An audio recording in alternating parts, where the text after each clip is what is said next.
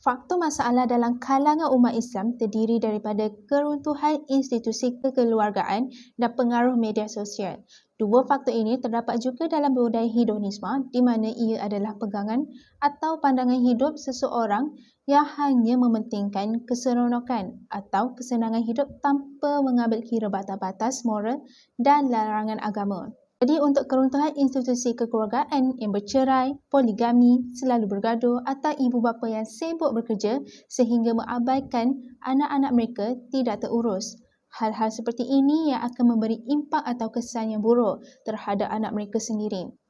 Apabila ibu bapa tidak memberi perhatian terhadap anak dan sibuk menguruskan hal rumah tangga, anak-anak remaja ini cenderung untuk mencari ketenangan di luar rumah dengan meluangkan masa bersama rakan-rakan yang menjanjikan 1000 keseronokan. Keseronokan ini membuatkan mereka melakukan apa sahaja asalkan mereka berasa seronok dan dapat melupakan masalah yang dihidapi seketika tanpa kawalan dari ibu bapa sendiri. Dan waktu yang sama, mereka juga akan melepaskan amarah dengan perbuatan yang tidak bermoral seperti membuli, mencari gaduh atau mencuri. Faktor seterusnya, pengaruh media massa. Seperti yang kita tahu, media massa mempunyai peranan yang besar dalam mempengaruhi kehidupan seharian. Hiburan yang disiarkan dan dipaparkan dalam pelbagai bentuk menjadi tumpuan masyarakat kini. Akibatnya, golongan yang mudah terpengaruh ini memasuki perangkap dengan mengikuti atau mengamal budaya luar seperti cara mereka berpakaian, tingkah laku dan perkara yang mereka lakukan. Lebih-lebih lagi golongan remaja yang sedang mencari identiti dan jati diri sebagai seorang Muslim. Maka mereka menjadi sansaran ancaman budaya songsang dan mudah menyerap jika tidak dibenteng dengan asas keimanan.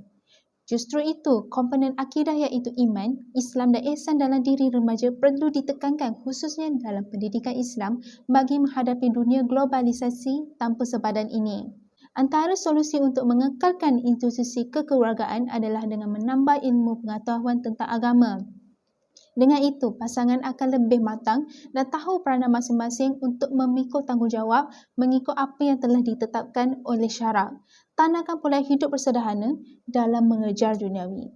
Selain itu, menguruskan masa dengan sebaik mungkin. Pastikan ada masa untuk bersama anak-anak agar ibu bapa tahu mereka ingin bercerita masalah mereka, pencapaian mereka dan sebagainya. Dengan itu, ibu bapa dapat tahu setiap perkembangan anak-anak dan mengetahui setiap gerak-geri mereka lakukan dengan bersama-sama bertindak selari Al-Quran dan Sunnah. Dalam masa yang diluangkan itu juga, ibu bapa boleh mengajar adab, perkara harus dilakukan dan apa yang salah, kemudian teroka perkara baru supaya mereka mengenal serba sedikit dunia luar. Tambahan lagi dapat mengelakkan anak-anak mencari perhatian orang lain. Bagi solusi pengaruh media massa pula, syarikat-syarikat penyiaran ini harus mengurangkan rancangan hiburan yang mencerminkan sesuatu pencapaian yang tinggi dan perlu ditiru seperti hiburan American Idol yang begitu popular di kalangan masyarakat yang suka hiburan di Amerika. Kemudian, banyak saluran TV tanah air memaparkan rancangan hiburan yang dibawa masuk dengan alasan untuk memenuhi permintaan masyarakat. Persoalannya, apakah benar rakyat yang meminta atau syarikat penyiaran ingin mengaut keuntungan sahaja? Oleh itu, jika kerajaan benar ingin melahirkan masyarakat berkualiti, aspek hiburan patut dikurangkan tetapi menambah rancangan ilmu yang menarik supaya apabila ditonton, mereka berasa seronok dan tidak bosan dengan pencerahan ilmu tersebut. Contohnya, eksperimen sains yang memaparkan visual tentang bahan sains di mana bentuk objek itu dapat digambar dan disimpan dalam memori mereka. Ini menjadikan mereka golongan yang tidak suka kepada hiburan atau hedonisme dan tidak mudah diresapi dengan pemikiran-pemikiran yang salah dan mementingkan pengajian mengenai Islam. Seterusnya, faktor berlaku globalisasi yang menjadi masalah kepada umat Islam ialah pengutamaan bahasa Inggeris. Kini, bahasa Inggeris menjadi bahasa utama untuk bercakap dan berbual. Oleh itu, kini anak muda sudah tidak pandai untuk bercakap dalam bahasa Melayu dan menjadi lebih teruk apabila mereka ini tidak boleh membaca dalam bahasa Arab. Ini akan menyebabkan mereka ini tidak boleh membaca Al-Quran dan menunaikan solat. Faktor seterusnya ialah terpengaruh dengan budaya barat. Generasi kini terlalu mengagungkan budaya barat yang ditayangkan di kaca televisyen. Makin teruk apabila anak-anak kecil ini meniru gaya-gaya yang mendorong kepada maksiat. Perkara ini akan menimbulkan banyak kes anak luar nikah. Solusi seterusnya ialah memperbaiki sistem pendidikan. Untuk mengelakkan generasi muda kini mengagungkan bahasa Inggeris, para pendidik hendaklah mewajibkan anak-anak muda ini untuk menggunakan bahasa Arab, dan setiap kali hari Khamis ataupun Jumaat, anak-anak muda ini boleh membaca surah Yasin dan Al-Quran di sekolah. Solusi seterusnya ialah menyekat adegan-adegan yang keterlaluan. Pihak penyiaran hendaklah menyekat adegan yang membawa kepada maksiat dan menambah program keilmuan ataupun keagamaan.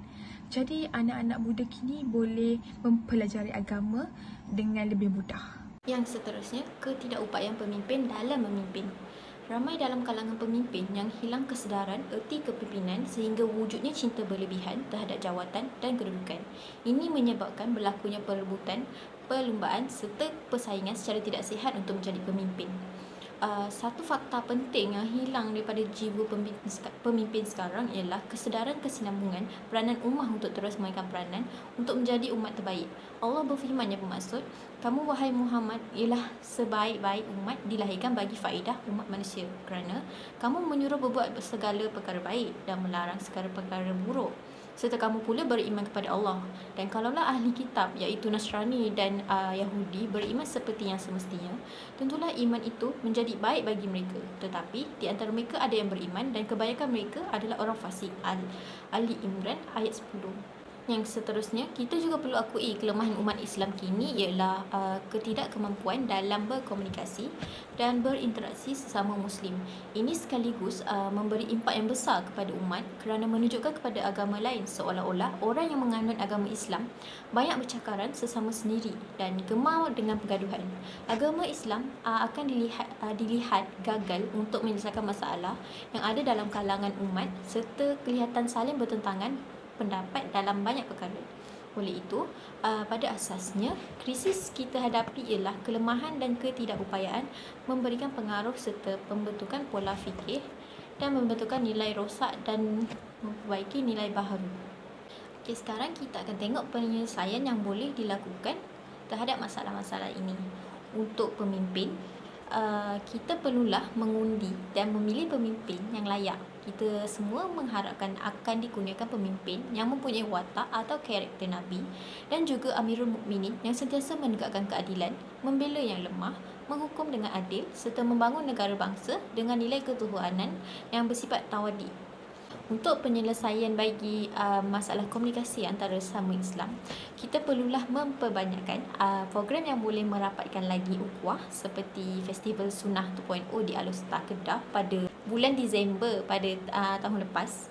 Semua umat Islam yang mempunyai masa lapang dan tidak sibuk boleh menghadiri untuk menambah kecintaan kepada Nabi dan turut mengeratkan hubungan masing-masing antara sesama Islam.